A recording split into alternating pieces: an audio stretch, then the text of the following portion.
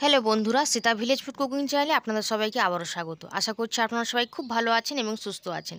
তো প্রত্যেক দিনের মতো আজকেও আমি একটা রেসিপি নিয়ে হাজির হয়ে গেছি। তো বন্ধুরা, আজকে আমি কোনো রকম কেমিক্যাল রং ছাড়াই বা বেকিং পাউডারও ছাড়া আমি রসালো বোঁদে বানাবো, একেবারে মিষ্টির দোকানের মতন। আর এই বোঁদেটা তো আমরা সকলেই পছন্দ করে থাকি। আর এখন তো রমজান মাস চলছে, আপনারা এরকমভাবে বোঁদে বানিয়ে কিন্তু 1 মাস ধরে সংরক্ষণ করে খেতে পারেন।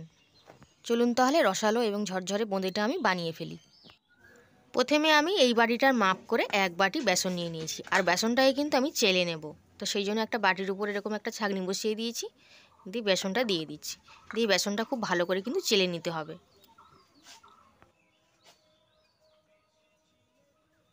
বেসনটা আমার চালা হয়ে গেছে, দেখুন এরকম দানা দানা মতন বেরিয়েছে। কিন্তু এগুলো কিন্তু বেসনের মধ্যে গুলে যায় না, ওই জন্য একটু অসুবিধা হয়। সেগুলো ফেলে দিয়েছি। আর এই বাটিটার মাপ করে আমি কিন্তু 1 বাটি পরিমাণে জল নিয়েছি। তো জলটুকু আমি হাফ দিয়ে দিচ্ছি।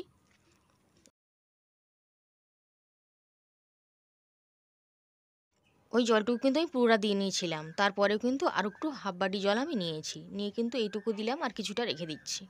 আবারও মিশিয়ে নিয়েছি। তো আমার বেসনটা কিন্তু গোলা হয়ে গেছে, আর এইটুকু জল আমার বেঁচে গেছে। তো এবার বেসনটাকে আমি খুব ভালো করে ফেটিয়ে নিয়েছি, আর একটু ভালো করে কিন্তু ফেটিয়ে নিতে হবে। 7 থেকে 8 মিনিট খুব ভালোভাবে ফেটাতে হবে। এখন বেসনের কালারটা দেখুন চেঞ্জ হয়ে গেছে, আর ব্যাটারটা কিন্তু এরকম ঘনত্বেরই হবে। মানে একটু দাগ দাগ মতন কিন্তু থেকে যাচ্ছে ব্যাটারটা উপর থেকে যখন ফেলছি।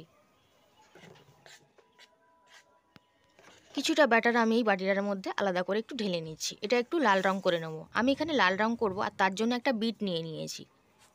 তো আপনাদের কাছে ফুড কালার থাকলে ফুড কালার দিয়েও করতে পারেন। তো আমি এখানে একটা বিট নিয়ে নিয়েছি। এই বিটটাকে এই ছাগনিটার উপর, আর এই এরকম গ্রেটার তো সবার বাড়িতেই থাকে, একটু গ্রেট করে নেব। তো ছাগনির উপর গ্রেট করে নিয়েছি। এবার রসটা আমি নিগড়ে দিয়ে দেবো ব্যাটারটার মধ্যে।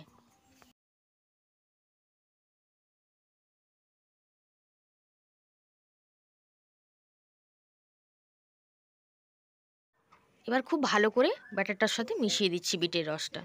দেখতে কতটা সুন্দর লাগছে দেখুন। আপনারা কিন্তু এরকমভাবে লাল রঙটা করে নিতে পারেন, আবার সবুজ রঙও করে নিতে পারেন। রঙটা কিন্তু পালং শাক দিয়ে করে নিতে পারবেন। আর যেহেতু বিট দিয়েছি, তো সেই জন্য আমি একটু গোলাপ জল এখানে দিয়ে দিলাম। দিলেও হবে বা না দিলেও ঠিক আছে। দিয়ে খুব ভালো করে কিন্তু মিশিয়ে দিই। এখন বোঁদেটা ভেজে নেব, সেই জন্য কড়াইতে তেল খুব ভালো করে গরম করে নিয়েছিলাম। আর এরকম একটা লুচি ভাজা ঝাঁঝরিটা নিয়ে নিয়েছিলাম, তার উপর থেকে অল্প করে একটু ব্যাটার দিয়ে দিয়েছি। আর ব্যাটারটা ঝাঁকানোর কিন্তু দরকার নেই, উপর থেকে শুধু একটু ধরে থাকলেই কিন্তু হয়ে যাবে। সবগুলো দেখুন খুব আস্তে আস্তে করে সুন্দর করে পড়ে যাবে। তো কিছুক্ষণের মধ্যে হাতাটা আমি তুলে নিয়েছি, আর এরকমভাবে কিন্তু ভেজে নিতে হবে। বুদবুদগুলো যতক্ষণ থাকবে ততক্ষণ কিন্তু ভাজতে হবে। মানে বুঁদিগুলো ঠিক মতন ভাজা না হলে কিন্তু রসে যাওয়ার পর কিন্তু চুপসে যাবে, সেই জন্য একটু ভালো করে ভেজে নিতে হবে। এখন দেখুন আমি লাল লাল করে ভেজে নিয়েছি, আর এখন কিন্তু তেলের মধ্যে কোনো রকমের বুদবুদ উঠেনি। আর এগুলো সবগুলোকে আমি তুলে নিচ্ছি।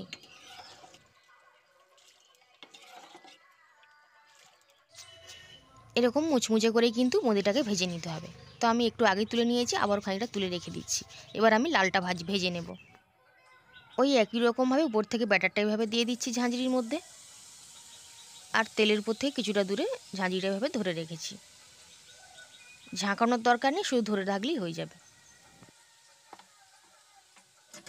এবার খুন্তিটা দিয়ে নাড়াচাড়া করে দেব, দিয়ে লাল লাল করে কিন্তু ভেজে নেব। আর এই রঙের বোঁদেটা কিন্তু দেখতে বেশ ভালো লাগে। তো বোঁদেগুলো আমার ভাজা হয়ে গেছে, তো আমি তেলটা ঝারিয়ে তুলে নিচ্ছি। এইভাবে আমি সবগুলো ভেজেই কিন্তু তুলে নেব। আর এরকমভাবে বোঁদে ভেজে কিন্তু আপনারা রেখে দিতে পারেন একটা এয়ারটাইট কন্টেনারের মধ্যে, যখন ইচ্ছা হবে ভেজে খেতে পারবেন। এখন দেখুন আমি সবগুলো বোঁদে ভেজে নিয়েছি। লাল এবং সাদা বোঁদে কত সুন্দর দেখতেও লাগছে। সবগুলোকে একসাথে মিশিয়ে দিয়েছি। সবগুলো আজকে আমি বানাবো না, কিছুটা বানাবো। আর কতটা মুচমুচে হয়েছে দেখুন সবাই। এই বোঁদেগুলো বন্ধুরা রুটি, পাউরুটি বা যে কোনো পরোটা, সব লুচি সব কিছু দিয়েও কিন্তু খাওয়া যায়। এখন আমি চিনির রসটা বানিয়ে নেব। যেহেতু 1 বাটি ভর্তি ভর্তি করে এই বাটির বেসন নিয়েছিলাম, আর সবটা আমি বানাচ্ছি না, তো সেই জন্য আমি হাফ বাটির একটু বেশি চিনি নিয়েছি, আর হাফ বাটি দিলাম জল। মানে চিনিটা গুলে যাওয়া পর্যন্তই যতটা জল লাগে সেইটুকু জলই কিন্তু আমি দিলাম। এখন আমি খুন্তিটা দিয়ে নাড়াচাড়া করে চিনিটাকে গলিয়ে নিচ্ছি। আর এই এখন আমি দিয়ে দিচ্ছি 2 চামচ মতন গোলাপ জল। আপনারা এলাচ গুঁড়ো বা এলাচ যে কোনো কিছু দিতে পারেন, বা কিছু না দিলেও কিন্তু কোনো অসুবিধা নেই। আর এই চিনি শিরাটা কিন্তু একতার বা দোতার করবার কিন্তু দরকার নেই, শুধু চিনিটা এরকমভাবে রসটা এরকম ফুটতে থাকলেই হবে। এবার আগে থেকে ভেজে রাখা বোঁদেগুলোকে আমি দিয়ে দিচ্ছি।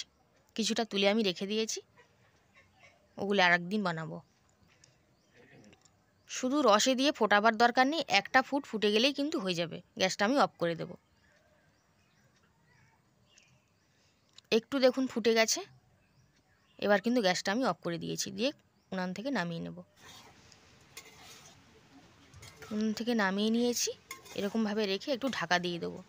রসগুলো টেনে নিলেই আপনাদেরকে দেখাবো। 10 থেকে 15 মিনিট পর আমি চলে এসেছি। রসটা দেখুন পুরোটাই টেনে নিয়েছে। এখন বোঁদেটা কিন্তু আমার হয়ে গেছে, তো আমি একটা প্লেটে নামিয়ে নিচ্ছি।